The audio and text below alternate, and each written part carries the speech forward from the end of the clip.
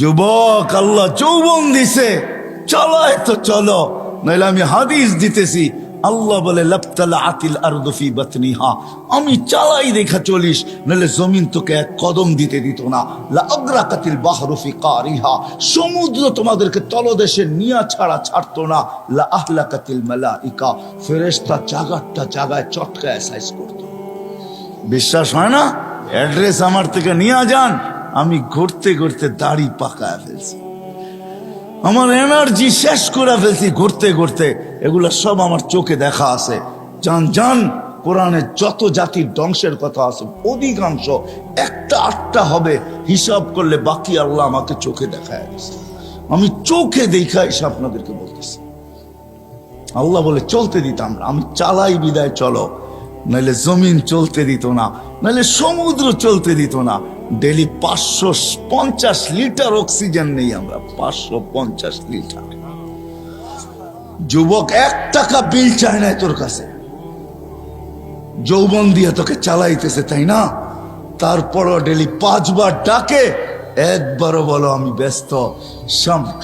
রোডে দাঁড়ায় দাঁড়ায় মোবাইল দেখতেছো, কেউ ডাকলে বলো যান যান যান, আপনি চরখায় তেল দেন, আমি দেখেন না ব্যস্ত।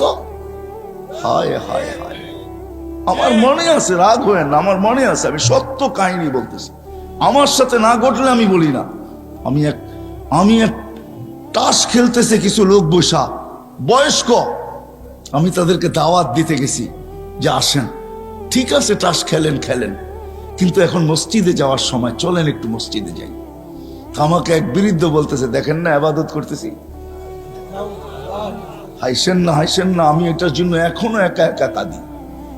কারণ আমি যদি না ডাকতাম ওর ইমান হারা হইতো না।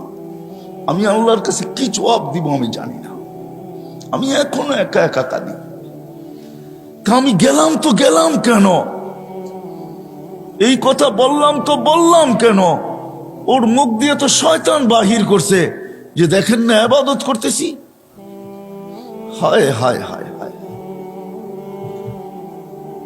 আসেন, এই ছোট্ট জীবনটা যেরকম জ্ঞানার হইতে চাই, আসল জ্ঞানার তো মানুষ মরার পরে হবে, আসল সফল তো মরার পরে হবে। যদি হইতো দুনিয়ার কাঠ যদি ওইখানে পাঞ্চ করা যেত, দুনিয়ার টাকার বান্ডেল যদি ওইখানে চলতো, দুনিয়ার পদের আইডি যদি ওইখানে চলতো, দুনিয়ার ভিজিটিং যদি ওইখানে চলতো, তাইলে কারো না চললে আবু তালেবেরটা চলতো। আবু তালেব 44 বছর বাতিজাকে লালন পালন করছেন। ওই আবু তালেব যা শিরা উপশিরায় মোহাম্মদুর রসুল্লাহ রক্ত দৌড়াইতেছেন, এই রসুলের রক্ত যে পান করছে, তাও দূষিত রক্ত, পচা রক্ত, তাকে আল্লাহ রসুল জান্নাতে সুসংবাদ দিছেন, বলছে তোর শরীর আর জাহান্নামে যাবে না। অথচ আবু তালেবের শিরায় উপশিরায় আল্লাহর রসুলের রক্ত দৌড়াইতেছেন। চাচা আর বাতিজা একই ফ্যামিলি, ব্লাডের সম্পর্ক, রক্তের সম্পর্ক, কিন্তু আবু তালেবের কিঞ্চিত কাছে আসে নাই। শুধু আল্লাহ রসুলের চোখের পানি ঝরছে আর বলছে, আম্মি, চাচা, মা তারাক্তালি সাবিলা, তুই আমার জন্য কোনো রাস্তা রাইখা গেলি না, আমাদেরও কাজে দিবে না। আসেন ভাবি যে ওইখানে জ্ঞানার হব কি দিয়া। ওইখানে জ্ঞানার হওয়ার ঘোষণা আল্লাহ দিয়া দিছেন, ওমান ইয়াবতাগি গায়রাল ইসলামি দীনান ফালা ইউকবালা মিন ওয়া হুয়া ফিল আখিরাতি মিনাল খাসিরিন। দিন ছাড়া ওইখানে সফলতা অর্জন করা যাবে না, না না না না। আপনার দুনিয়াতে যত বড় পরিচয় হোক আর পরিচিতি হোক, দুনিয়ার যত বড় বংশই হোক না কেন, যত বড় পদের মালিকই হই না কেন, একক সারা দুনিয়ায় একক ব্যক্তিত্বের মালিক হই না কেন, তাতে কিছু আসে যায় না। কবির কথাই সত্য, মিলে খাক মে আহলে শাহ कैसे कैसे, जमी खा गई नौजवां कैसे कैसे, अजल ने न छोड़ा किसरा न दारा, उसी से सिकंदर से फाते भी दिहारा, हर एक लेके क्या किया हसरत सुधारा, पड़ा रह गया यही ठाट सारा। এটাই সত্য, ইশাখার রাজধানী আছে, ইশাখা নাই। আপনিও থাকবেন না, আমিও থাকবো না, চলে যাবো ওই আখেরাতে, চলে যাবো ওই আখেরাতে। জ্ঞানার হইতে হবে ওইখানে। ওইখানে জ্ঞানার হওয়ার জন্য বংশের দরকার নাই, ওইখানে জ্ঞানার হওয়ার জন্য বংশের দরকার নাই, ওইখানে গেনার হওয়ার জন্য সোসাইটির দরকার নাই, ওইখানে গেনার হওয়ার জন্য দুনিয়ার কিচ্ছু জিনিসের দরকার নাই।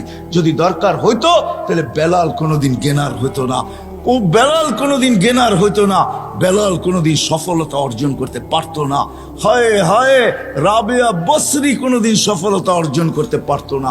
ফেরাউনের বাড়ির কাজের দাসী, কৃত দাসী কোনোদিন সফলতা অর্জন করতে পারতো না। হায় হায়, দুনিয়ার ওই মানুষগুলার কাহিনী যাদের ইতিহাসের পাতায় এখনো লেখা আছে, বেশিরভাগ দরিদ্র মানুষগুলা, গরিব মানুষগুলা, যাদের দুনিয়াতে কিচ্ছু ছিল না, ওরা কোনোদিন গেনার হতে পারতো না, আর ওদের ইতিহাসের পাতায় ওদের নাম লেখাও হতো না।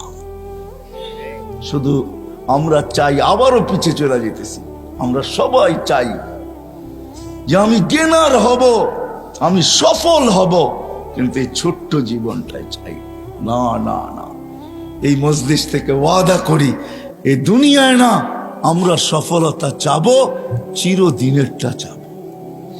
এই দুনিয়ায় মিলুক আর না মিলুক, সাহাবা বুঝছিলেন, এই জন্য মুখে স্লোগান ছিল, ওয়াজাদনা শাকারনা লামনাজি সাবারনা। দুনিয়ায় পাইলে পাবো, না পাইলে সবর করব। পাবো তো শুকরিয়া আদায় করব, না পাবো তো সবর করব। ওরা বলতেছে যারা ডাকলে মেঘ আসতো, ওরা বলতেছে যারা ডাকলে মেঘ আসতো, যারা টোকা দিলে ভূমিকম্প দূরভীত হইতো, যারা সমুদ্রের উপর দিয়া স্থলের মতো ঘোড়া দৌড়াইতে পারত, যারা তারবিহীন প্রযুক্তিবিহীন 3000 কিলোমিটার দূরে ভিডিও কলিং করতে পারত, যাদের হাতের ইশারায় অগ্নিগিরি পাহাড়ে আবদ্ধ হইতে বাধ্য হইতো। হায় হায় হায় হায় হায়, শুধু পুরুষ না নারী পর্যন্ত, শুধু নারী না যুবক পর্যন্ত, শুধু যুবক না বাচ্চা পর্যন্ত, যাদের বাচ্চার এই পাওয়ার ছিল, যা চাইতো তাই করতে পারতো, তারপরে দুনিয়ার দিকে তাকায় দেখেন নাই, বলছে এখানে গেনার হয়ে লাভ নাই, 60-70 বছর তারপরে রাইখা চলে যেতে হবে, রাইখা চলে যেতে হবে।